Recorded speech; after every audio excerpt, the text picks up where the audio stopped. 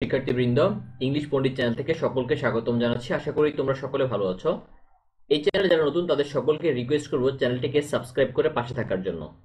আজকের এই ক্লাসে আমরা আলোচনা করব নবম শ্রেণীর নতুন শিক্ষা কারিকুলাম চ্যাপ্টার 6.2.1 পেজ নাম্বার 84। অর্থাৎ এখানে আমরা একটা গ্রিড দেখতে পাচ্ছি। You may record your findings in the following grid. অর্থাৎ টেক্সট 1 এবং টেক্সট 2 থেকে আমাদের বিভিন্ন তথ্য এই গ্রিডে অর্থাৎ এই কলামে কিংবা এই ছকে পূরণ করতে হবে।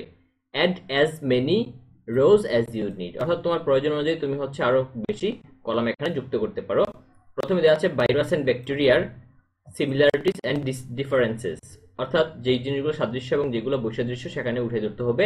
তারপরে দ্বিতীয়ত হচ্ছে দ্বিতীয় টেক্সট থেকে কালচার অ্যান্ড সিভিলাইজেশন, কালচার এবং সিভিলাইজেশন সম্পর্কে যে বিষয়গুলো মিলে সেগুলো এখানে লিখবো, যেগুলো মিলে না সেগুলো হচ্ছে এখানে লিখবো। সো কথা না বাড়িয়ে সরাসরি আমরা আমাদের মূল টপিকে চলে যাই। প্রথমে হচ্ছে আমাদের টেক্সট 1-এ, সেক্ষেত্রে আমরা প্রথম সিমিলারিটিস হিসেবে নিচ্ছি both R microscopic organisms.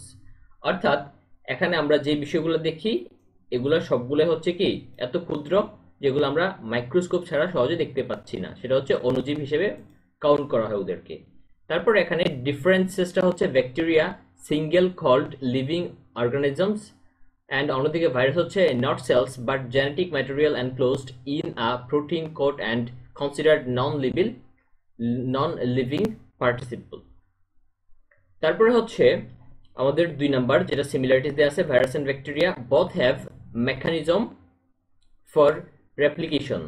Differences: reproduction, replicate. Bacteria can reproduce independently through binary fission and viruses require a host cell to replicate. তারপরে 3 নাম্বার যেটা হচ্ছে 3 number রোতে both can be transmitted from one organism to another through various means. Dissimilarities হচ্ছে antibiotics, bacteria can be killed, virus no effect. তারপরে 4 number রোতে হচ্ছে both have the potential to cause infections and diseases in humans, animals and plants. Dissimilarities: bacteria are larger than viruses. তারপরে text number 2 যেটা থেকে আমরা নেব হচ্ছে culture and civilisation. প্রথম যেই সিমিলারিটিসটা আছে তা হচ্ছে both involves shared values, beliefs, norms and customs to guide people's behavior within a society. Dissimilarities হচ্ছে civilizations are broader in scope than cultures, including multiple cultures within their boundaries.